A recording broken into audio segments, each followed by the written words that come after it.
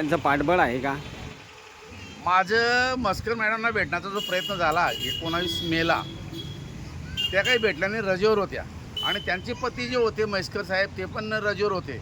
पण आम्ही शिवेंद्रराजेंना भेटलो आणि मला शिवेंद्रराजेंशी आम्ही चांगली चर्चा केली, बोललो. त्यांनी आमचं वाचन केलं. मला असं वाटतं की शिवेंद्रराजेंचं पाठबळ आहे. म्हैसकर मॅडमचं पाठबळ आहे की नाही अजून त्याचा उलगडा झाला नाही. आता आम्हाला उद्या परवा म्हैसकर मॅडमला भेटायचंच आहे. कारण मला माहिती मिळालेली आहे की म्हैसकर मॅडमला भ्रष्टाचारी लोकांची भयंकर चीड आहे असं. अभियंता प्रशांत सोनवणे 15 वर्षापासून या विभागात ठाण मांडून बसले.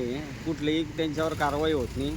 वरतून कोण नेता आहे असं की त्यांचं पाठबळ या व्यक्तीला आहे? इनफॅक्टमध्ये आता हा प्रशांत सोनवणे माणूस आहे ना की जामनेर तालुक्यातला आहे. RD पाटील कार्यकारी अभियंता जामनेर तालुक्यातला आहे आणि तो हे गिरीश महाजनचे पंटर आहेत. आता हा 15 वर्षापासून प्रशांत सोनवणे इथे आहे. याच्या विरोधामध्ये एकनाथराव खडसेंनी विधान परिषदेमध्ये आवाज उचलला होता आणि म्हणून 18 मार्च 2025ला या प्रशांत सोनवणेची औरंगाबादला बदली झालेली आहे. ती ओव्हरकॉर्डर म्हणजे ती जी आदेश आहे, बदली आदेश तो माझ्याकडे आहे.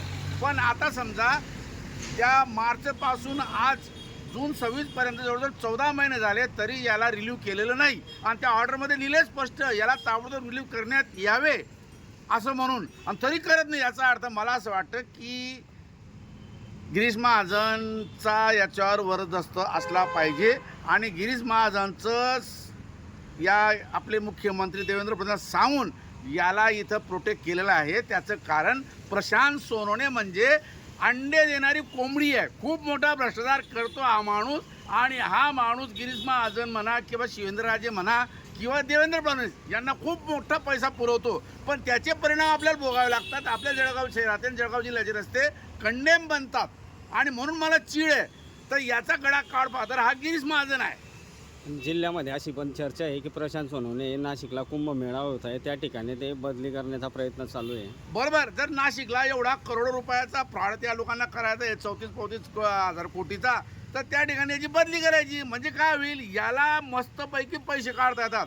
या प्रशांत सोनवणेची कुठे ट्रेनिंग झाली की राम जाणे, की बोगस वर्क ऑर्डर देऊन काम न करता आणि बोगस मेजरमेंट बुक भरून पेमेंट काढता येतो. आणि म्हणून याच्यावर गिरीश महाजन प्रसन्न आहे. आणि गिरीश महाजननी या चोराला नाशिकला कुंभमेळ्याचा जो काही निधी मिळाला आहे तो खर्च करून हजम करण्यासाठी तिथे नेण्याचा प्रयत्न चाललेला आहे आणि हे सर्वजित चुकीचं आहे. पुढील आपली कारवाई आता काय असेल?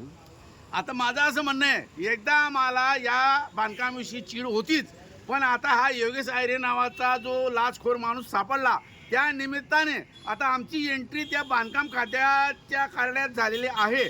आणि तिथं आता बरेच उलगडे म्हणजे झालेले आहेत. जस्ट लाईक दॅट तो गिरीश सूर्यवंशी नावाचा डेप्टी इंजिनियर होता, तो गेल्यावर त्याच्या सहीने या आपला योगेश आयरेने बरंच पेमेंट दिल्याची माहिती आहे. त्याच्यानंतर इथं 20 कोटीची वर्क ऑर्डर आमच्याकडे उपलब्ध आहे. या प्रशांत सोनवणे आणि RD पाटीलने त्यांच्याच कर्मचारी तो कोणी होता आपला परदेशी जयंती परदेशी त्याच्या पोराला सुनेला दिलेले आहेत. हा पण एक मोठा फ्रॉड आहे. आता कारवाई असं म्हणायचं आहे की पहिल्याने मला आधी की मी नाशिकच्या मुख्य अभियंता आवटीला भेटलो. मला असं वाटलं की आवटी इनोसंट माणूस असेल, पण तो चोराचाही बाप निघाला, चोर हरामखोर. आणि त्याच्यानंतर मग आम्ही या मुंबईला गेलो मंत्रालयात. मनीषा म्हैसकरला भेटायचं होतं पण त्या बाई 1905ला नव्हत्या. म्हणून आम्ही सरळ शिवेंद्रराजे भोसले नावाचा जो आपला सार्वजनिक बांधकाम मंत्री आहे, ज्याला आपण छत्रपतीचे वारस म्हणतो, पण तो पण असाच बोगस निघाला. तो पण भ्रष्टाचारात सामील आहे.